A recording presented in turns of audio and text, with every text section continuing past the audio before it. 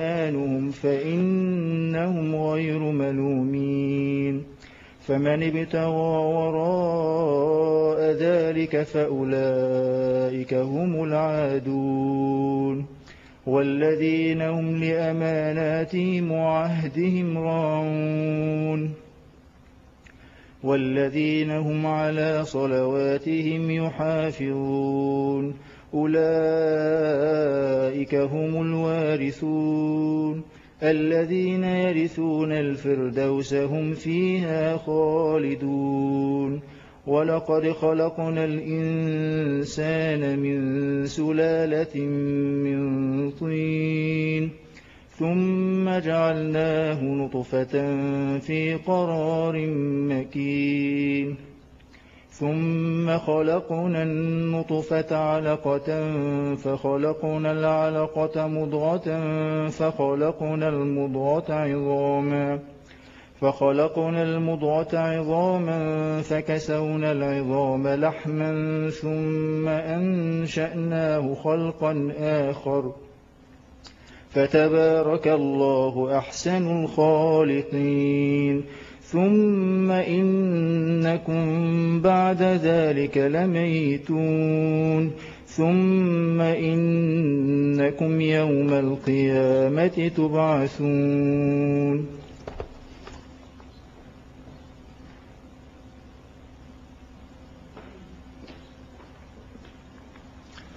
Assalamu alaikum.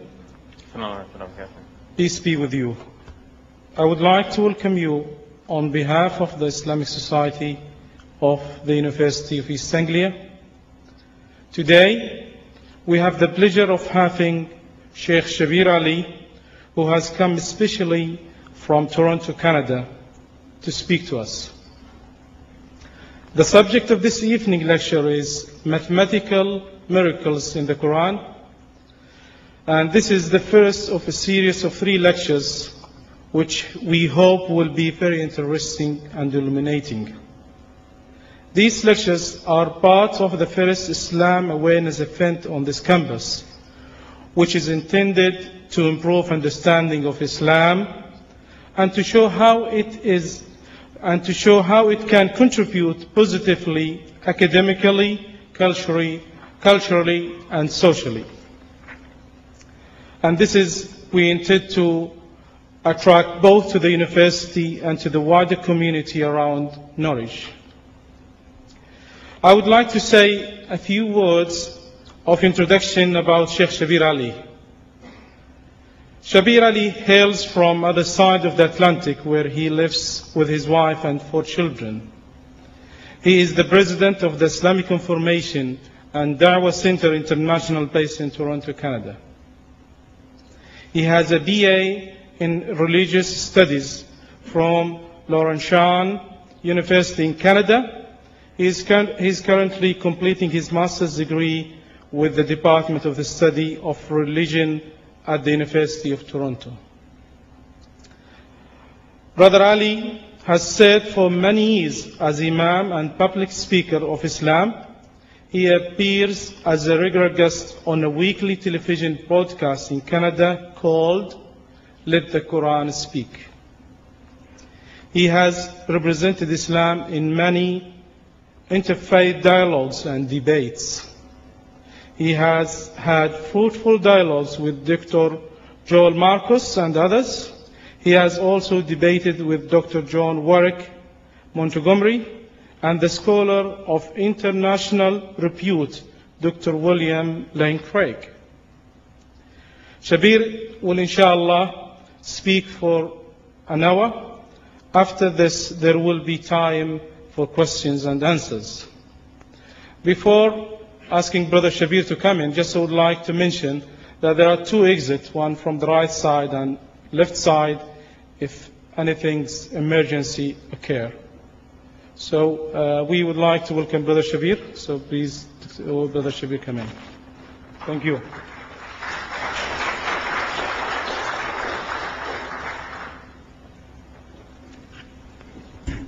Thank you very much for that warm introduction.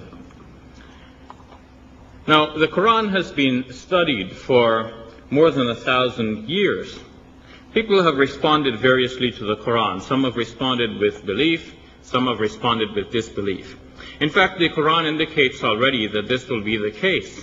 The Quran says that by this very book, God will guide many, and by the same book, God will allow many to go astray. It seems that the book itself will give reason for some people to turn away from belief in God. It will become a cutting edge for people. In the Arabic language, we have a word called fitna, and this word is used to describe the action of testing a metal in fire. So the good one comes out well and the bad one doesn't do so well. So in a similar way, it seems that people will read the Quran, some will come away from it with belief, and some will come away from it with disbelief. In our modern times, many people are turning away from scriptures in general, and many are finding good reasons for disbelieving in all scriptures. But it is interesting that even in our modern age, Muslims continue to take the Quran very seriously.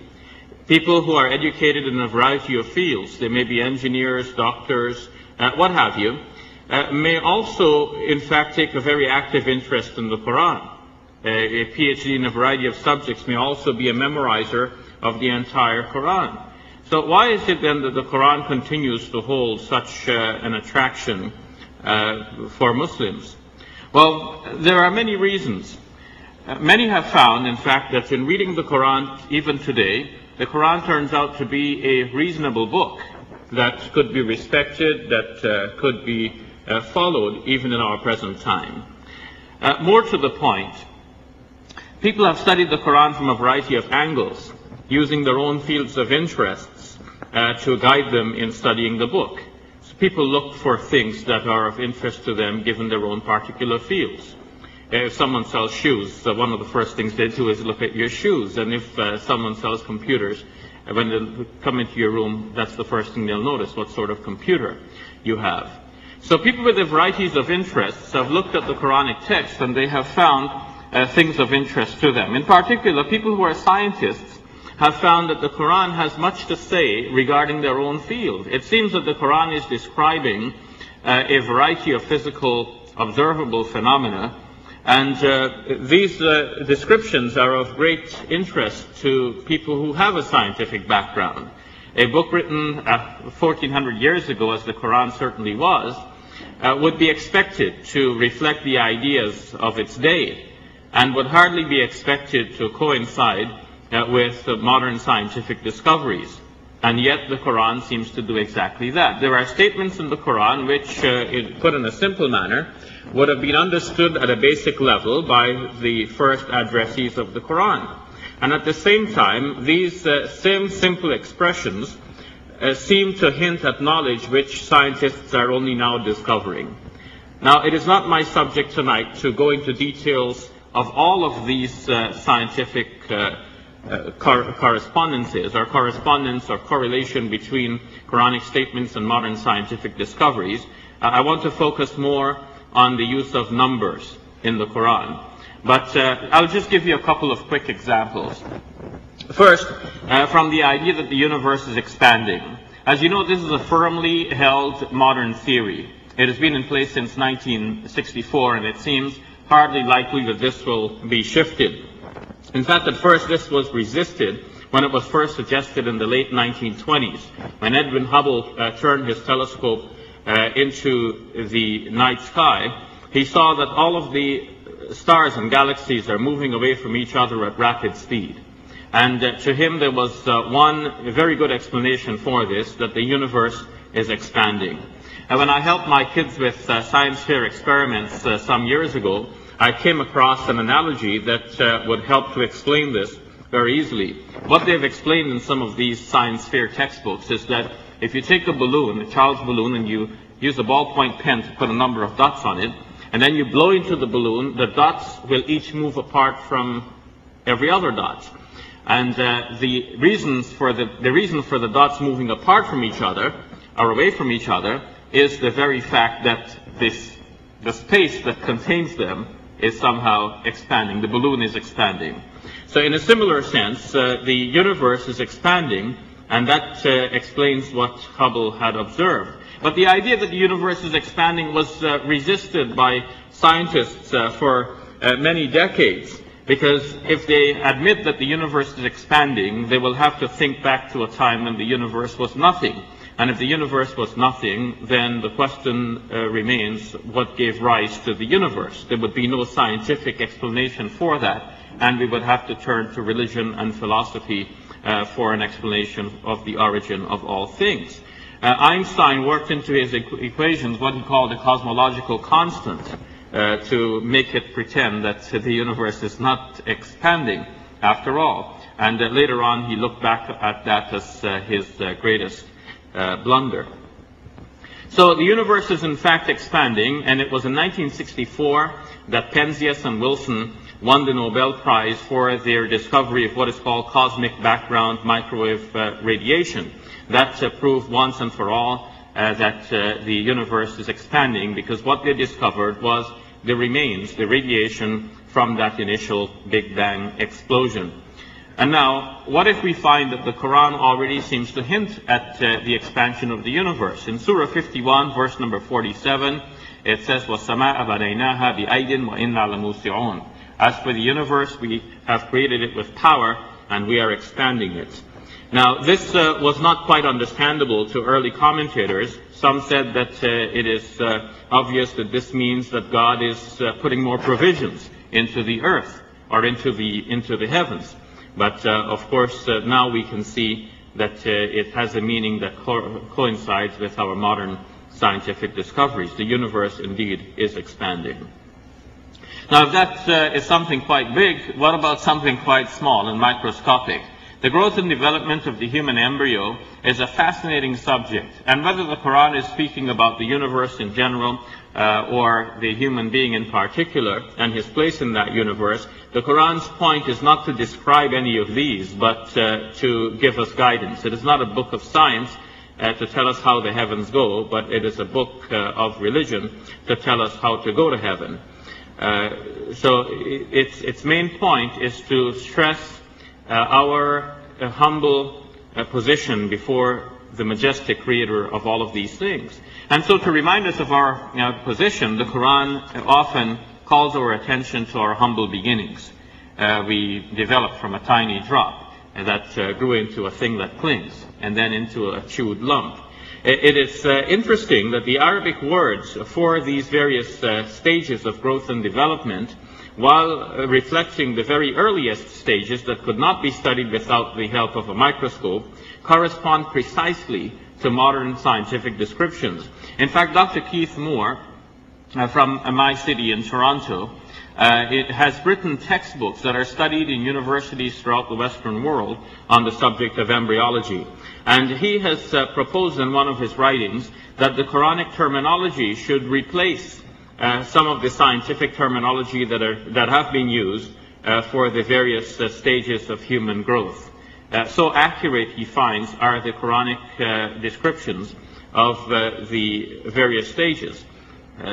Now, I don't want to go into all of the details of this, because that itself will be a separate lecture. But just to give you a feel of the broader subject area that we're dealing with, we are finding that the Quran corresponds in many ways to discoveries of a modern sort in a way that is surprising and interesting to modern people. So whether or not you're a believer in the Quran, or whether you come away from all of this believing or not, it doesn't make any difference.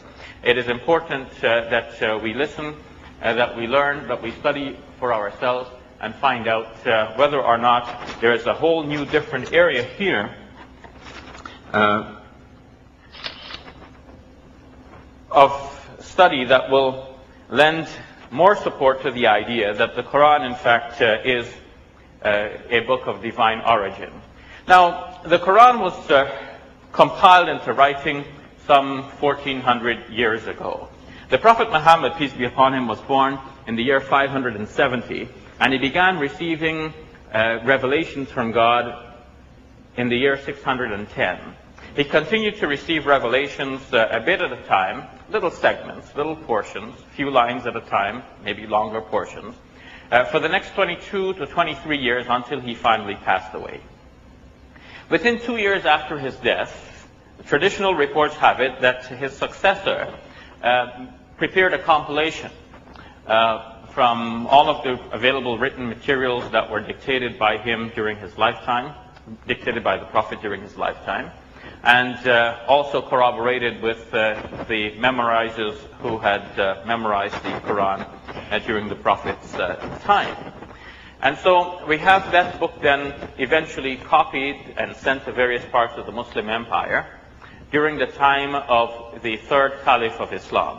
Now the third Caliph reigned from the year 12 to 24. So within the years 12 to 24, standard copies of the Quran were prepared and sent to various parts of the Muslim Empire. Today, the Quran that we're reading the world over is based on those copies that were sent to various parts of the Muslim world. We have made improvements to the text to make it easier to recite correctly. The Arabic text was written without vowels, and to complicate matters further, there are look-alike Arabic letters that were not distinguished from each other.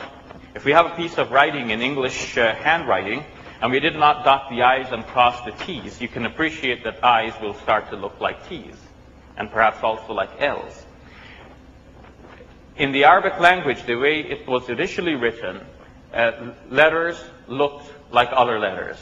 So later on, scholars put in dots and markers to distinguish letters from one from another, and they put in vowels so that the untrained reader will know precisely how to recite the text, even if one does not even understand the language. And so improvements to the text have been made to make the text more legible, more readable to one who is uninitiated, but the basic skeleton of that text has remained unchanged, and with Muslims to this day in all of our texts. It is interesting that now when we study this book, we find that there are correspondences of things. We're not looking so much at the meaning of things now, but we're looking at the count of things in the Quran. And we're finding that, in fact, the count of things show a mind behind the Quran. Let me give you some examples of what I mean, more to the point. Let's have a look. Suppose we ask if there are certain antonyms in the Quran, opposites to each other, and we ask how many times are the words used. Now, if we wanted to do this on our own, and we wanted to write something, and we want the antonyms to be an equal number of times one with each other, then we can use them all together, and just that will be the easiest thing. If we want to use man and woman the same number of times, we can just mention man and woman, man and woman. You know, I saw a man and a woman, and the man said to the woman. And each time we mention man, we make sure we mention woman. And that will make sure, I'm just giving you some background information about some of the basis for the study. Those who are interested can take note of that, and how to verify the information. Those who are readers of Arabic can check the book by Fuad Abdul Baqi. But now, let's look at what the Quran has done in fact. The Quran has used words which are antonyms of each other, or words which are interesting in relation to each other, and has not used them together in the same place, but has used them in a manner that is scattered throughout the book. So, for example, the Quran tells us that Jesus, who is known as Isa in the Quran, is like Adam. Inna masala Isa inda Allahi ka mathali Adam. Jesus, in the eyes of God, is like Adam. Now, my point is not so much in the whole meaning of that, because Muslims will then go on to explain that just as God created Adam, God also created Jesus. They are both creatures before God, and that's the Quran's main point.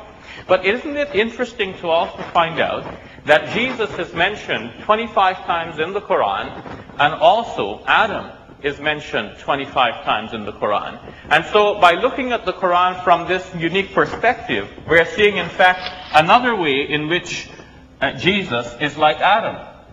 They're both mentioned in the Quran an equal number of times, because in the eyes of God, Jesus is like Adam. That's quite interesting. Now, it doesn't have to be so. If it wasn't like that, no one would complain. But the fact that it is like that gives us a unique view on the Quran. It seems like the Quran is put together by some sort of plan. And in fact, no human being knew about this plan until we're discovering it now. And that seems to point then towards a divine mind. Man and woman, each mentioned in the Quran 24 times. 24 times for rajul, man in the singular, and also for imra'a, Arabic, for woman in the singular. And we find they're a perfect match.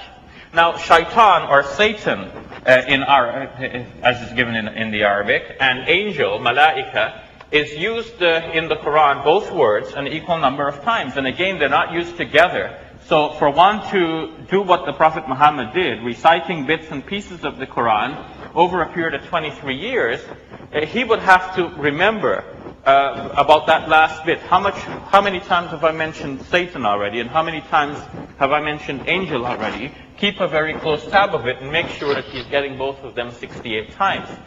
Now, the number gets larger and more difficult, of course, to keep tab of. When we look at dunya and akhirah, dunya is the word for this life, this world, this side of the grave, and akhirah for the other side, the life hereafter. Dunya and akhirah are each used in the Quran 115 times. Now, what accounts for this perfect correspondence then between these two antonyms? Now, land and sea are interesting. They're always compared in the Quran. Well, for the number of times that, in fact, they seem to occur together. But they don't always occur together, as we will see, because sea is mentioned many, many more times than land. But the number of times that dry land, bar is mentioned, or yabis, is 13 times. But it is compared also with sea. ظهر الفساد في البر والبحر بما كسبت أيدي الناس. Corruption has occurred on land and sea because of what human hands have wrought. So land and sea are compared. And here we find that land is mentioned 13 times, and sea is mentioned 32 times. Now it turns out that 13 to 32 is the approximate ratio of land to water on the surface of our globe, since there's about 72% water. Now that's a very interesting correspondence. Now, month, I don't know who's doing that. Month is mentioned in the singular in the Quran in exactly 12 times. And there is a dual form in the Arabic, shahrain, for 2 months, which is mentioned 30 times, as if the author of the Quran has in mind the fact that all of these numbers mean something when it comes to months. So there are 12 months in the year, there are 30 days in a month. And then, my kids must have done that to me.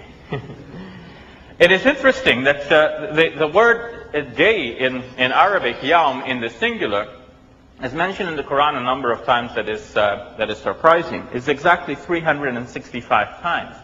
Now, notice what is here. It is not that the Quran has a statement that says, look, there are 365 days in a year. Everyone can make that statement. Even a child can make that statement, and that would not be at all surprising. That's what we all learn.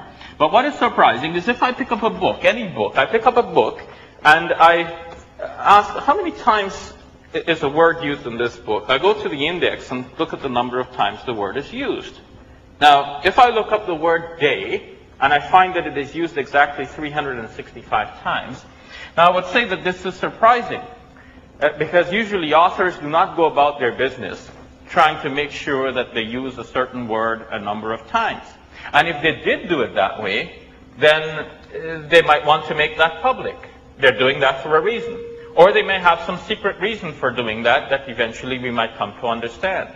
In the case of the Prophet Muhammad reciting the Quran a bit at a time, over a period of 23 years, in a variety of circumstances, changing circumstances that he personally could not predict on his own, giving guidance and instruction, dealing with the specific circumstances. And then for us to find, after the book is put together, all of the written pieces are compiled and copied and verified with the memories of those who had memorized the text. And then we count the number of words after all of that, and we find out that the word day is used 365 times. That seems to reflect a plan. And it does not seem to be the plan of Muhammad or any human being who worked on the Quranic text early on.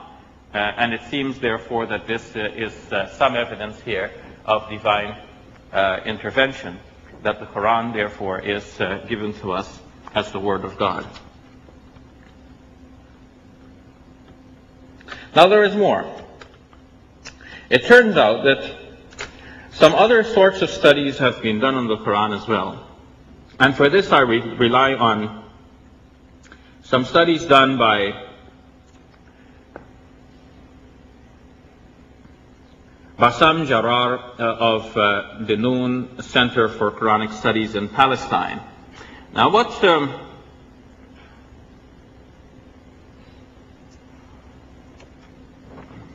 Bassam has shown, and you can look at his website on this, islamnoon.com.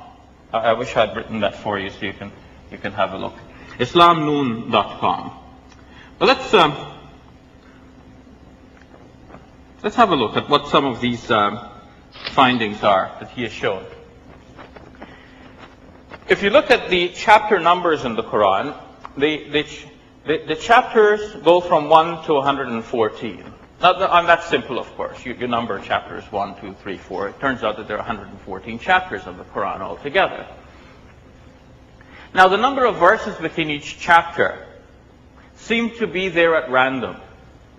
In fact, non-Muslims who have come to the Quran for the first time have tried to explain, why is it like this? It looks like the numbers are all over the place. The first chapter has 7 verses. The second chapter has 286.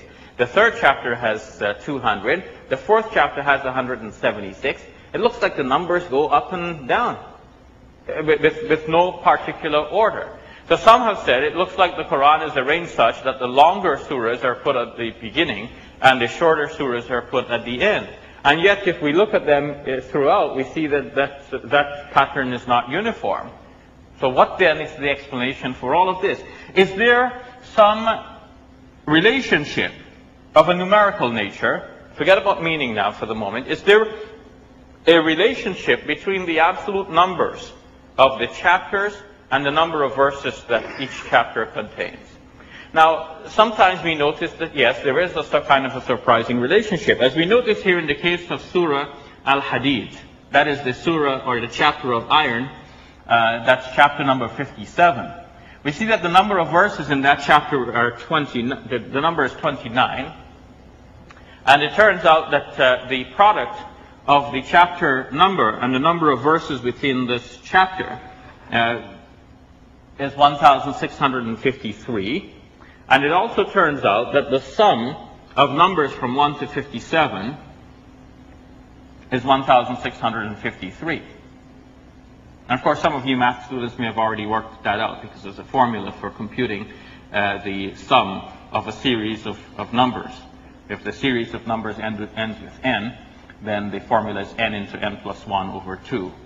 So 57 plus 1 is 58 times 57 over 2. So that's 29 times 57, right? Because 29 is half of 58. And that's exactly what you have there, 29 times 57. So it turns out that there is a reason behind the way things are put in the Quran. And this reason we are now discovering, or we are discovering part of the reason. We cannot say we know all of the wisdom of God here. We are just simply making some observations, and we're seeing that these are surprising correspondences between things in the Quran. Now, chapter Al-Hajj 22, chapter 22 has the last mention of Hajj that is found in the Quran, and that is in verse number 27. That verse has 14 words if we count the words, and it turns out that there's a similar mathematical relationship in that 14 times 27 gives 378, and the sum of all of the numbers all the way down to 27 is also 378. Now, chapter of Noah. The chapter of Noah in the Quran, chapter 71, seems to be placed in an interesting place because it has 28 verses, and it turns out also that Noah is mentioned in 28 different chapters in the Quran. And because some chapters mention Noah more than once, it turns out that Noah is mentioned a total of 43 times in the entire Quran. Now, what is the relationship then between these numbers, just taken as absolute values? If one had these numbers in one's mind, what sorts of combinations would we have? 43 plus 28 turns out to be 71, which is the chapter number. And 43 plus 71 equals 114, which is the number of chapters in the entire Quran. So, since 71 is the last chapter to mention Noah, and it turns out that there are 114 chapters in the Quran, it means, therefore, that there are 43 chapters before this chapter that do not mention Noah, and there are 43 chapters after it that also likewise do not mention Noah. It turns out then that this chapter, numbered at 71, is placed in the Quran in a strategic position. And yet it's now only that we are discovering what this is. Now there are two verses in the Quran that mention thunder. It's mentioned in chapter 2, verse number 19, and in chapter 13, verse number 13. Now let's look at them one after another. In chapter 13, verse number 13, if we count the words, we see that there are exactly 19 words. And those words are put together by 83 letters. And again, we're counting the consonantal text as it has survived from the time of Uthman for 1400 years now. Now, 19 words and 83 letters. It turns out also that thunder mentioned in this chapter is in chapter 13. It is in verse number 13. And it also turns out to be in part number 13, the 13th juz, 13 out of 30. And it didn't have to be there. The chapter 13 could have been in another juz, but it turns out that by coincidence, here it is. This word thunder is mentioned here in chapter 13, in part number 13, in verse number 13. And it has 19 words and 83 letters. So just remember that 19 and 83, because when we go to the other place in the Quran where thunder is mentioned, we find that this is in chapter 2, in verse number 19, and that verse also contains 19 words. And that is also made up of 83 letters, although they're entirely different. When you look at what the two verses say, the two verses say very different things. It's not like someone just copied and pasted the same words from one into the other. So what accounts for this very precise correspondence here between these two mentions of thunder in the Quran? It seems that this too is by a plan, and it's not the plan of Muhammad. So you can see them together graphically, that the two verses in the Quran that mention thunder is in chapter 13 and chapter 2. In chapter 13, it's in chapter 13, in part number 13, and verse number 13. It's composed of 19 words and 83 letters. And at the same time, in chapter 2, in verse number 19, we have here another mention of thunder with 19 words and 83 letters. Let's move on. The chapter of prostration, chapter 32 in the Quran, is interesting. And Muslims have in their tradition the observation of a prostration. They prostrate when they hear certain particular verses in the Quran. To put it in another way, there are certain verses of the Quran which speak of prostrating before God in such a pointed manner that the Muslim response naturally is to prostrate after having recited those verses. Some scholars of Islam think that this is an obligation for Muslims, and others think it is only a recommendation. One who took this last view is Omar, the second Caliph of Islam. It is reported that once from the mimbar, from the pulpit, he recited one such verse, and then he said that deliberately reciting it and not prostrating to make the point that it is not a requirement. But nevertheless, these verses give that strong feeling to the reader, and Muslims will prostrate when they recite that. Now, the chapter number is 32, and it is called the chapter of the prostration, Surah As-Sajda, or the chapter of the prostration, precisely because within this chapter it mentions a key word, sujadan, prostrate. And we will find out now that it turns out that this chapter number is 32, and the number of chapters that mention derivatives of the word sajada, from which we get the word prostration in Arabic, are 32. Now this chapter has 30 verses, And it turns out that our key word, sujadan, is in the 15th verse, which is exactly at the halfway point.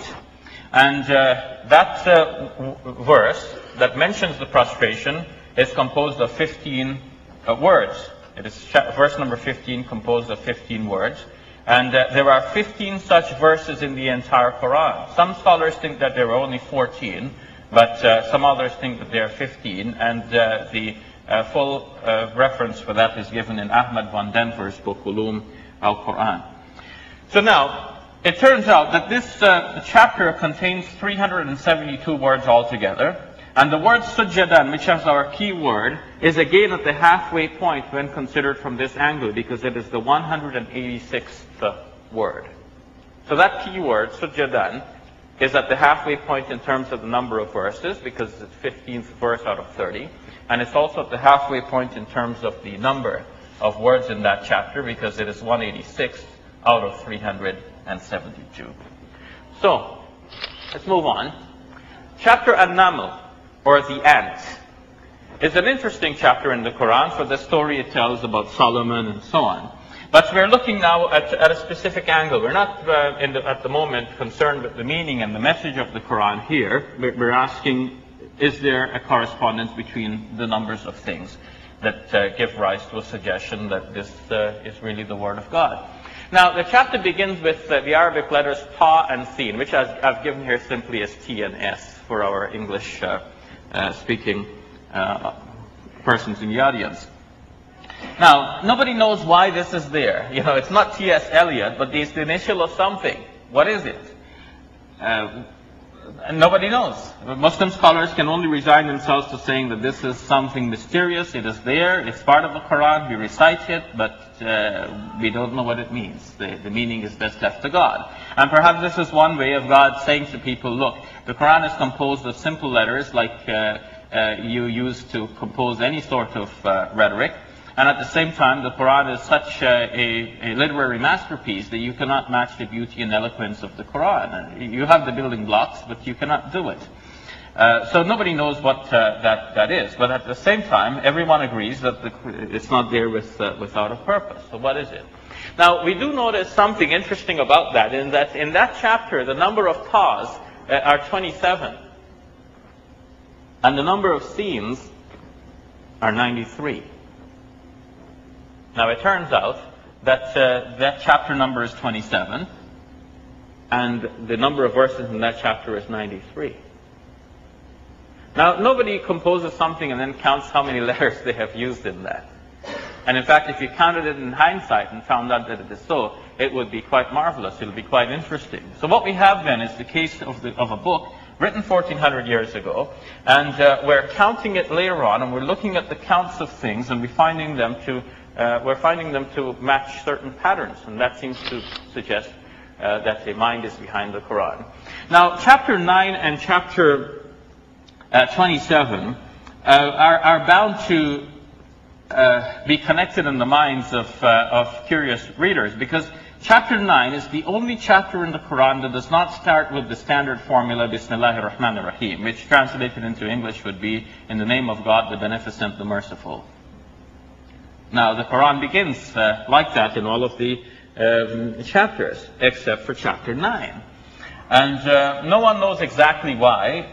Some have suggested it is because God's anger is depicted in the beginning of that chapter, so it would seem opposed to the mention of God's mercy just before that. But the more likely suggestion is one given in Sahih al-Bukhari, an early collection of sayings attributed to the Prophet Muhammad and to some of his companions, where it says that Uthman, at the time of compiling the Quranic pieces together, could not be sure whether the 8th chapter and the 9th chapter are two separate chapters, or whether together they form actually just one chapter. And because of this uncertainty, he did not insert the standard formula that comes at the beginning of a chapter. So he left it in this way, that it came to be considered as a separate chapter, but without that opening formula. But that chapter missing its opening formula, in the mind of the reader, would get connected with chapter 27, which in the body of the chapter itself mentions the formula. Because it says that when Solomon wrote a letter to the Queen of Sheba, he began it by writing Bismillahir Rahmanir Rahim, same formula. It's mentioned in Surah 27, verse number 30. So then, these two chapters become connected in the mind of a curious reader. And if you look at the numbers here, the numbers are quite interesting. Because the number of chapters from 9 to 27 are 18. And at the same time, if we take them inclusively, in other words, the exclusive difference between 27 and 9 is 18. And if we take them inclusively, the number of chapters from 9 to 27 as a block are 19 chapters altogether. Now 18 and 19, it turns out, are two special numbers here because their product gives 342. And at the same time, the sum of numbers from 9 to 27 is also 342. Now they're a combination of two numbers that will give you a product of 342, but only this sequence from 9 to 27 would give you a sum of 342. Now, An-Naml, which is the name of this chapter, the chapter of the ant, is mentioned only in one place in the Quran. Actually, I've noted here two places, but that's incorrect. There are two mentions of An-Naml, but both are in this one particular verse in the Quran. It's in chapter An-Naml, chapter 27. It is in verse 18, and the number of words there are 19. Again, highlighting the interplay between 18 and 19. Now, I don't know how visible this is all the way from the back, so I'm going to have to come up here and have a look at it. Now, if we were to ask how many chapters are in the entire Quran, you already know that. It's 114. But notice the total there of all of the chapter numbers. Again, you can use your formula to verify that I'm correct on that. N into n plus 1 over 2 will give you 6,555, just like you see my total there in the green. I think you can all see that now. Okay, so those are all the chapter numbers in the Quran. Normally I would have listed it all the way going down, 1 down to 114, but my PowerPoint presentation wouldn't show you 114 lines altogether in a way that you can see it. But you can actually do this on your own.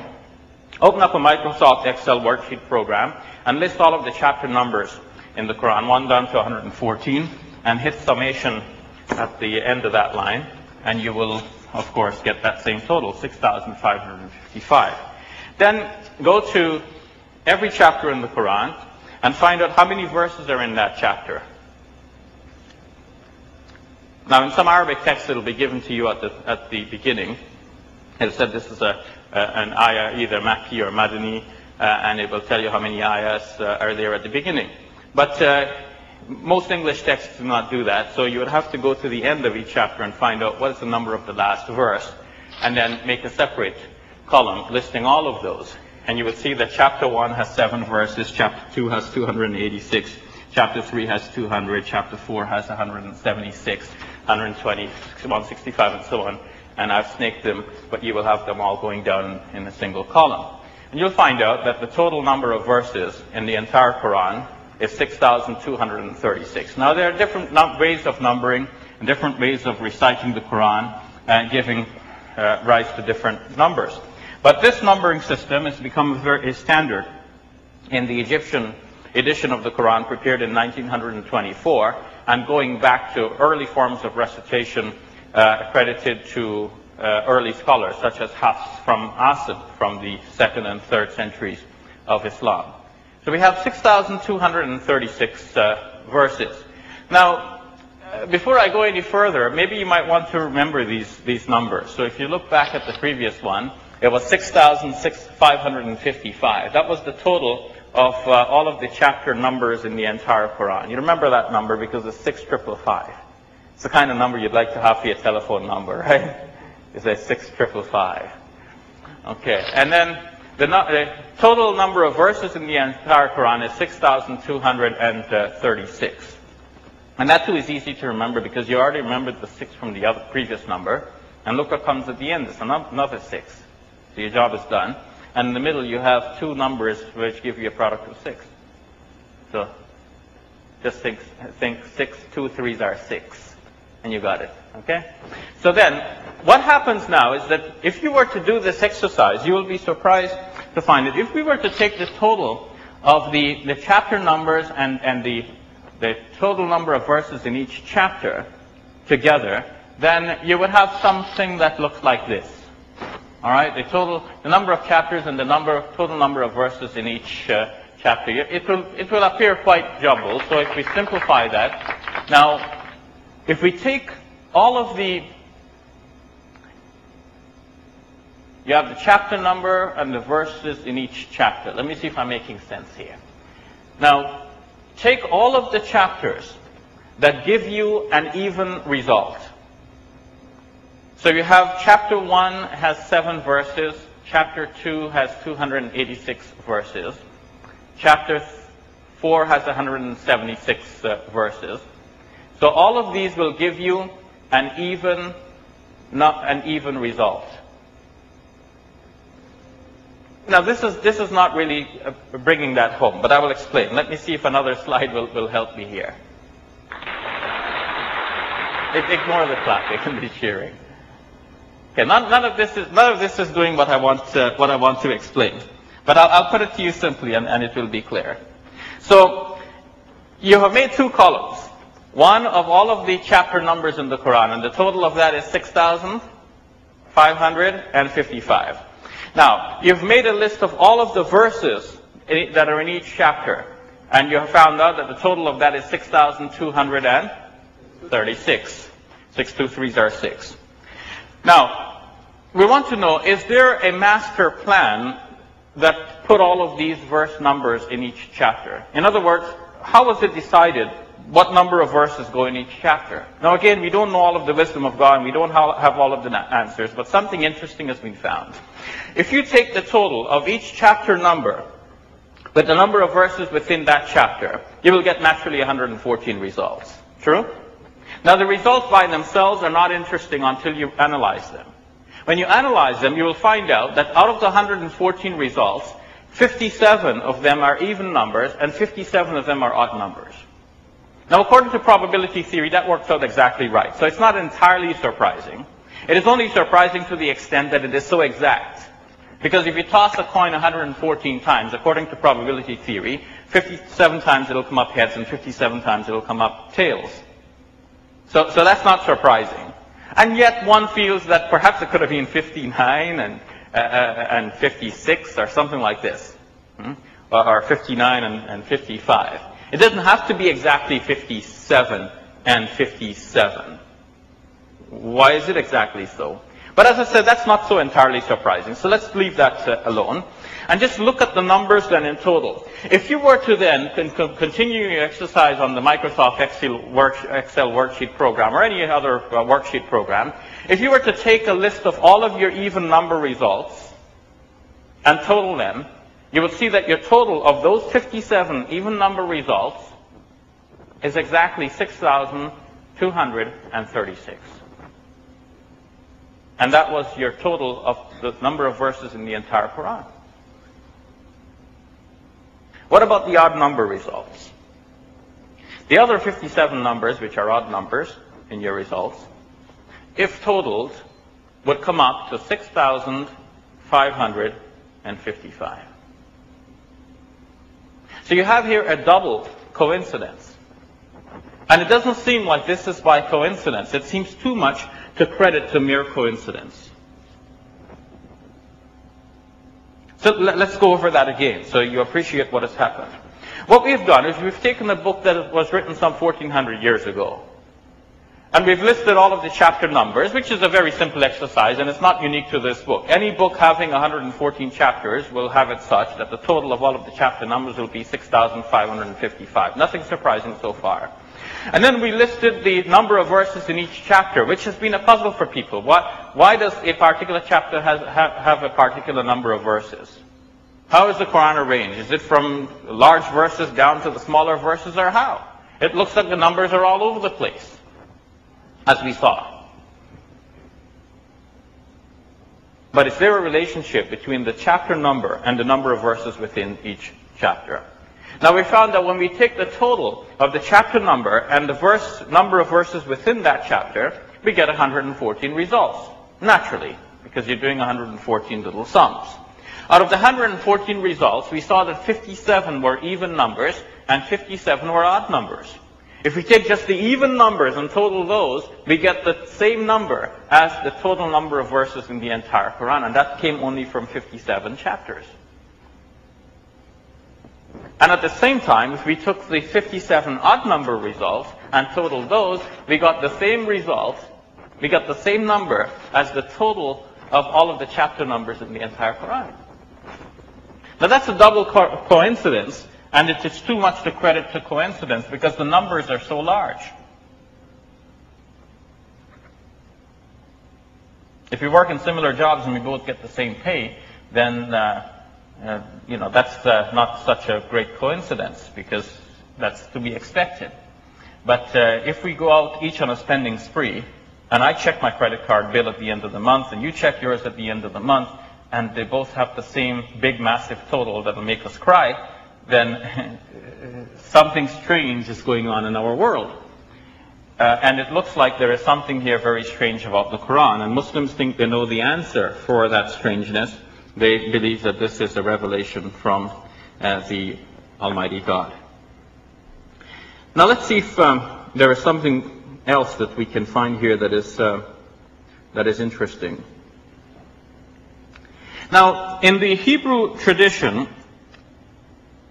numbers were represented by letters.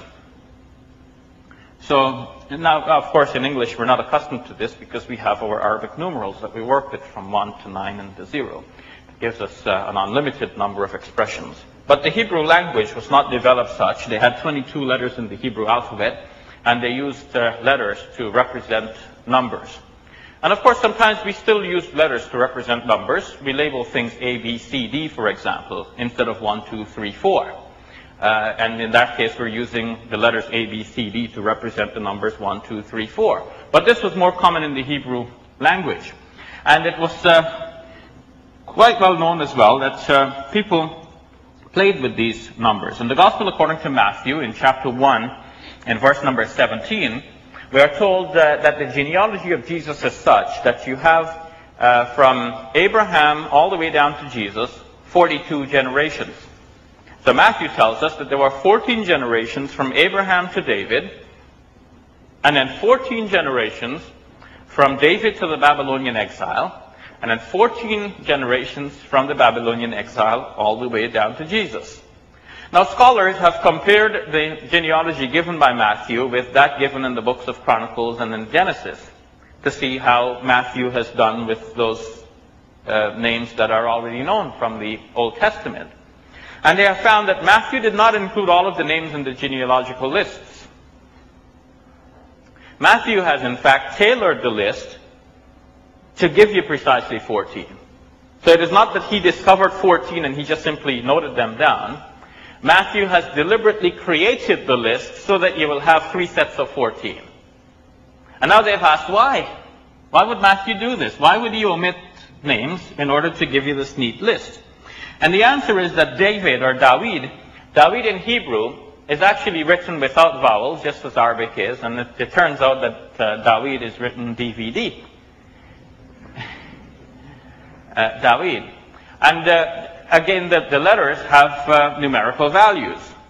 So on the abjad system, it's D is 4, V is 6, and the other D is 4. So the name David can be represented by the number 14. Now it doesn't work the other way around, because 14 might represent something entirely different as well. But you can go from the name to the number, but you cannot go from the number to the name. And the difficulty of going from the number to the name has been felt in the book of Revelation in chapter 13, where it says the number of his name is 666. And people have torn their brains out to find out who's represented by the number 666. Because it could be the Emperor Nero, it could be, some even suggested Martin Luther when he started the Reformation, and so on. So you can make a number mean anything, but the name will have only one numerical value. So it turns out then that Matthew, knowing the numerical value of David's name, tried to make it such that Jesus, a descendant of David, is so neatly descended from David that you have 14 generations from Abraham to David, and another 14 to the Babylonian exile, and then another 14 all the way down to the Messiah, Jesus. So you understand how these have been used in Hebrew. Now the same thing is used in Arabic. In the Arabic language, we can label things using Arabic letters, but we don't go alif, ba, ta, tha the way it is in the Arabic alphabet ordered today. We go with the abjad system.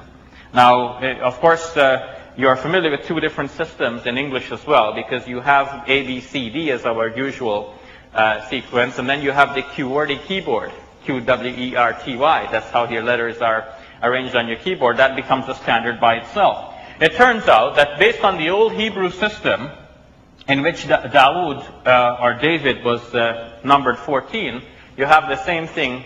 D is 4. We'll see that more clearly when I show you the next slide. But this is how the numbers were basically arranged. I haven't given you all of the letters, just to keep the chart simple and visible all the way from the end. So it goes alif, ba, jim, dal, and so on.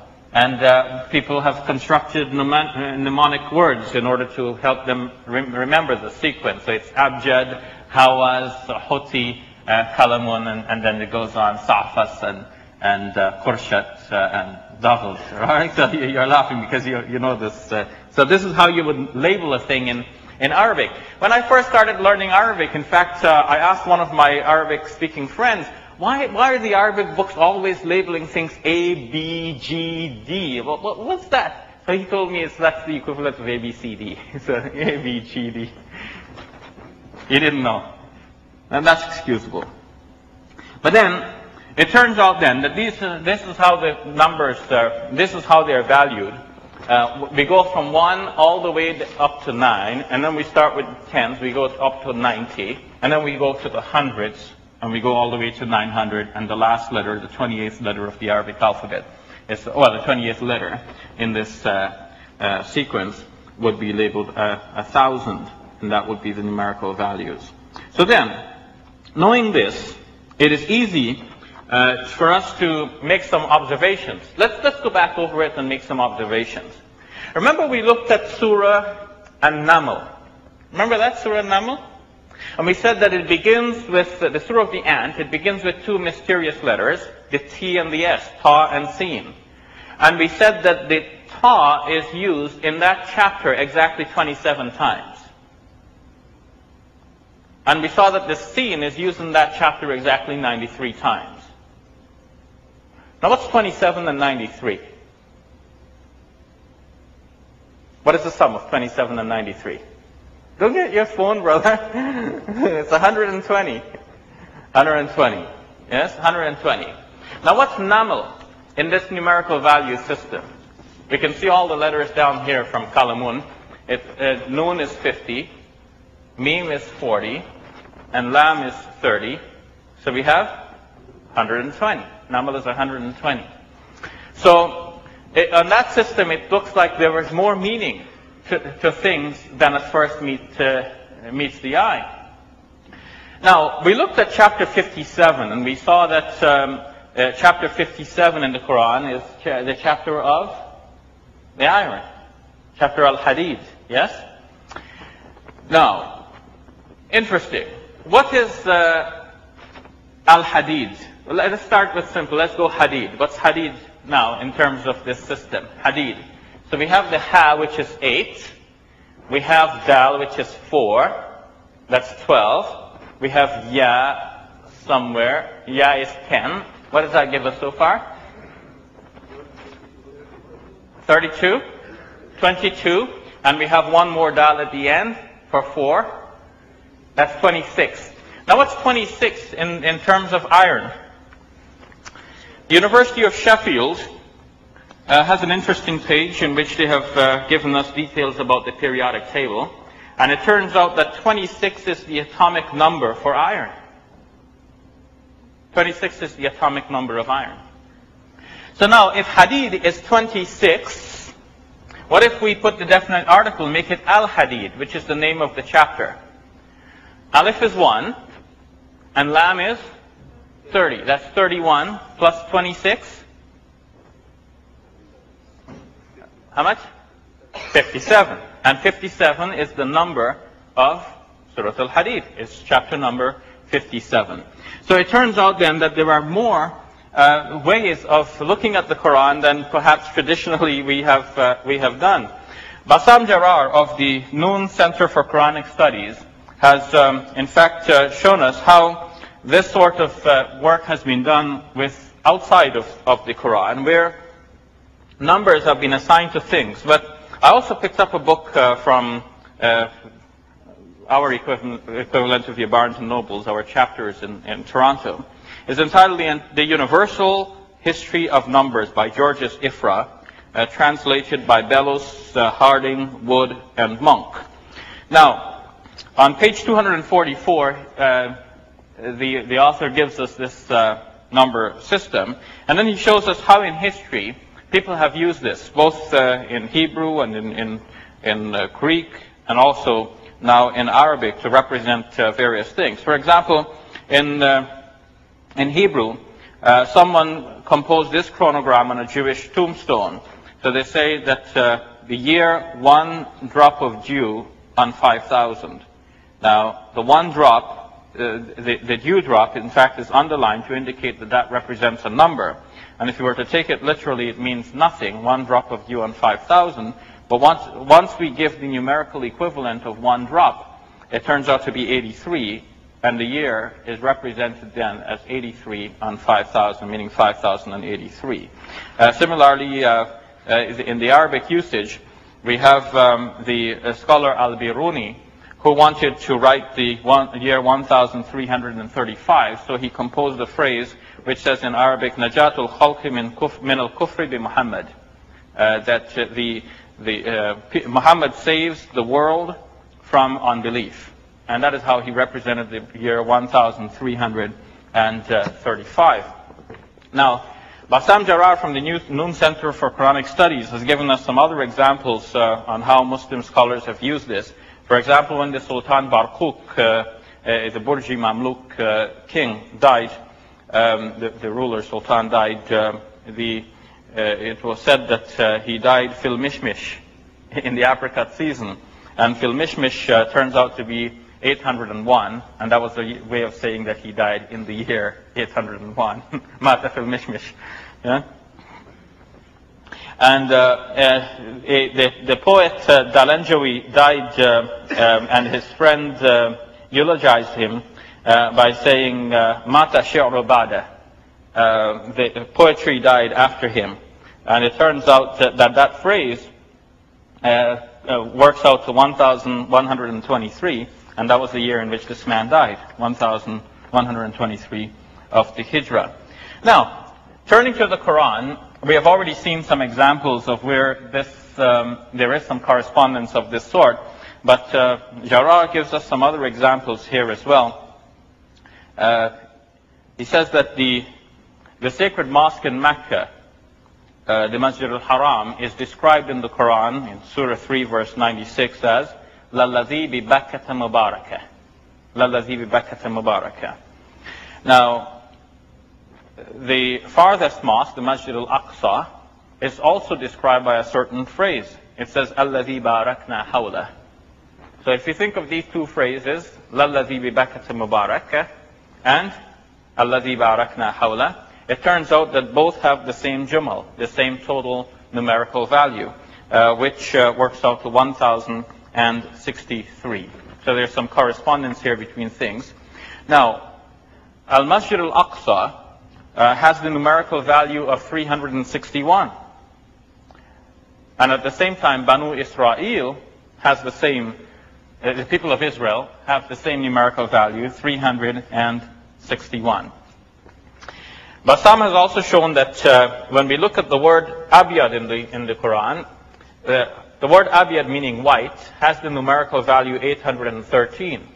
And if we add up all of the verse numbers everywhere in the Quran where Abiyad, white, or any of its forms is mentioned, that also, the total of all of those verse numbers also works out to 813. So you see there is more than initially meets the eye. There's one other area that I want to talk to you about very quickly, and then we wrap up this whole discussion and I'll take your questions. Now, this area fell into disrepute because the man who initially proposed studies in this field said things which Muslims didn't like. He eventually claimed to be a prophet, and in the Muslim tradition, that's a no-no. Because the Prophet Muhammad is on record as having said, La Nabiyya Ba'di, there's no prophet after me. So if anyone comes and claims that he's a follower of the Prophet Muhammad, and at the same time he himself claims to be a prophet, he contradicts himself. And this has occurred with some persons over time. There was a man from India, Mirza Ghulam Ahmad of Qadian, and now this other person, Rashad Khalifa, an Egyptian who settled in the United States of America. He had some knowledge of computers, and so he fed the Quranic data into his computer system, and he did some checks. And he found that there are some things in the Quran which seem to correspond with the number 19. Now, the number 19, for its own reasons, may be viewed with some suspicion by traditional Muslims, because the number 19 has some significance in the Baha'i faith. So all of these reasons together made it such that the number 19, as a way of looking at the Quran, did not in fact pick up speed. Moreover, when the results of this man's work were checked thoroughly, it was found that many of his results were way out of whack. That sometimes he actually fudged his data in order to bring about the results. He became obsessed with the idea of finding things 19 times, or a number of times that are a multiple of 19 in the Quran, to the extent that he wanted to even make the data fit his conclusion. And that, of course, in any scientific study is taboo. So his studies were not taken seriously. But now, when all of the dust of controversy has settled, we can look back at some of the results and see where he has actually been correct, and ask if we take those results which have been correct, and we add other observations which can further be studied by any individual, and we put them all together with our presentation here tonight, whether all of this can mean something. And it seems that yes, there is something there that can mean something for our conclusion. Here, in Surah 74, verse number 30, the Quran is just finishing up a description of hell and says, Alayha tis'ata ashar. Over it are 19. And this has been traditionally taken by Muslim scholars to mean that there are 19 angels guarding hell. But why 19? The next verse, verse number 31, says something interesting. It goes on and on about the use of this number. So we're looking at Surah Al-Mudathir, so that's Surah number 74. And in verse number 31, it tells us why God made this number. وَمَا جَعَلْنَا أَصْحَابَ النَّارِ إِلَّا مَلَائِكَةً وَمَا جَعَلْنَا عِدَّتَهُمْ إِلَّا فِتْنَةً لِلَّذِينَ كَفَرُوا لِيَسْتَيْقِنَ الَّذِينَ أُوتُوا الْكِتَابَ وَيَزْدَادَ الَّذِينَ آمَنُوا إِيمَانًا وَلَا يَرْتَابَ الَّذِينَ أُوتُوا الْكِتَابَ وَالْمُؤْمِنُونَ وَلِيَقُولَ الَّذِينَ فِي قُلُوبِهِم مَرَضٌ وَالْكَافِرُونَ مَاذَا أَرَادَ اللَّهُ بِهَذَا مَثَلًا كَذَلِكَ يُضِلُّ اللَّهُ مَن يَشَاءُ وَيَهْدِي مَن يَشَاءُ وَمَا يَعْلَمُ جُنُودَ رَبِّكَ إِلَّا هُوَ وَمَا هِيَ إِلَّا ذِكْرَى لِلْبَشَرِ. Now, it's a very long verse. In fact, the rest of the chapter has very short verses. So why suddenly this long verse to go on and on about 19? Now, this is what initially sparked the attention of Dr. Rashad Khalifa. And in fact, it continues to be something that is quite intriguing. Now, look what it says that this 19 will do. We have set none but angels as guardians of the fire, and we have fixed their number only as a trial for the disbelievers, in order that the people of the Scripture may arrive at a certainty. I'm trying to go past all of the brackets. And that no doubts may be left for the people of the Scripture and the believers. And that those in whose hearts is a disease, and the disbelievers may say, what Allah intends by what does Allah intend by this curious example? Thus Allah leads astray whom He wills and guides whom He wills. And none can know the hosts of your Lord but He. And this is nothing else than a warning, a reminder to mankind.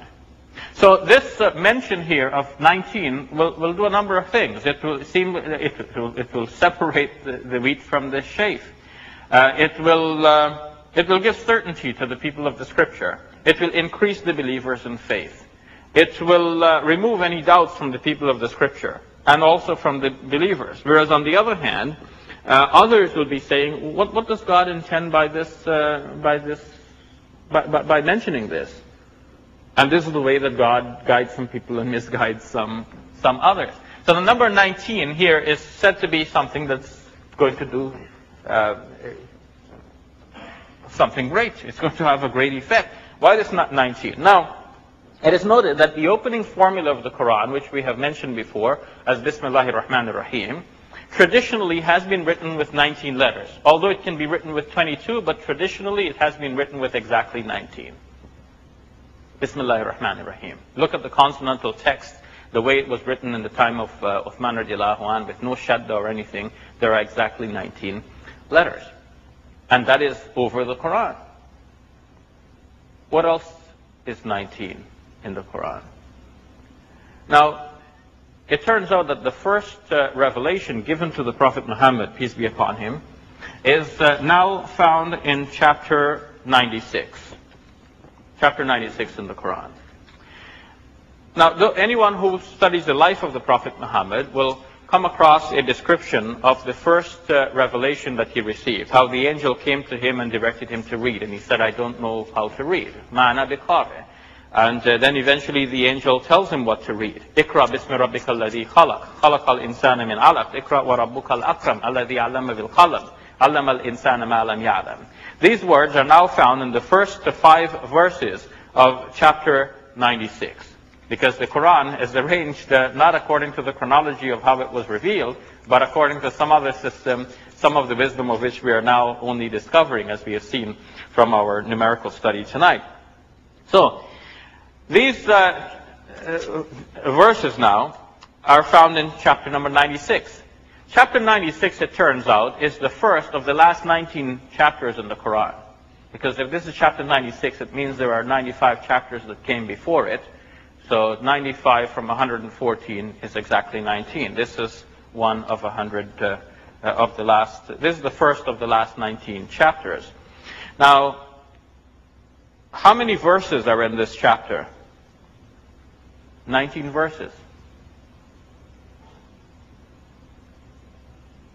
The initial revelation, which I've recited to you, which are contained within the first 5 verses, are made up of exactly 76 letters. You can count them one after another. Anyone who knows the Arabic language can do this. One who doesn't even know the Arabic language can be just simply trained to recognize the letters as we have put them up and can count them one after another. They're exactly 76. And that turns out to be 19 times 4. The rest of that chapter is made up of 209 letters. And that is 19 times 11. So it turns out that the entire chapter is made up of 285 letters, which is 19 times 15. It's not a new observation, it's just the 2 observations put together. 285 turns out to be a significant number because in the Quran, the mentions of numbers turn out to be exactly 285 times. In other words, if we were to comb the entire Quran and find every time the Quran mentions a number and clock that, we would clock 285 times that the Quran mentions a number, any number, all numbers together, 285. Now, Surah Al-Jinn, chapter 71 in the Quran is interesting because it ends with the word number, Surah Al-Jinn. Chapter 71, what does it say? Actually, it's chapter 72, my mistake. Chapter 72 ends with the word number. What does it say? وَأَحْصَى كُلَّ شَيْءٍ عَدَدًا. God has taken account of everything individually. God has taken count. So the last word there is adada. It turns out that this word adada is the 285th word in this chapter because this chapter also has exactly 285 words. Now, we can go on and on about this, but the point I think is already made, and I have to give time for your questions. That The Quran has been studied from a variety of angles, and people have looked into the Quran and they have found things that are of interest to them based on their individual fields of endeavor. Scientists have looked at the Quran and they have found that the Quran says things that correspond with modern scientific discoveries, although this should not be expected to be so because the Quran was written some 1400 years ago. It should reflect the ideas of the time. But now we're finding that the Quran is describing things that are amazing to us. Things that people are now discovering, like the expansion of the universe, like the growth and development of the human baby. So whether things big or things small, the Quran seems to be true to its word, which says, سَنُرِيهِمْ آيَاتِنَا فِي الْآفَاقِ وَفِي أَنفُسِهِمْ حَتَّى يَتَبَيَّنَ لَهُمْ أَنَّهُ الْحَقِّ. We shall show them our signs in the heavens and in themselves until it becomes clear to them that this is our truth, that this is the truth. So it seems that there is a reason behind all of this. And now recently people have looked at the Quran from a different point of view, from the point of view of numerics, not numerology. Numerology is the habit of assigning mystical value to certain numbers. You know, like you have a lucky number 7 and an unlucky number 13 and so on. But we're not speaking of numerology, where mystical value is assigned to numbers. But we're asking, are there numbers of things in the Quran that seem to reflect a plan? And is that a human plan? And we have seen that, in fact, yes, there are numbers in the Quran that correspond to each other in a way that reflects a plan. And we know that this was never a human plan.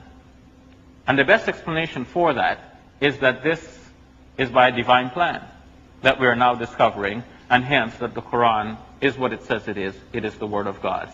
And it is to this book that I invite all of you. Thank you.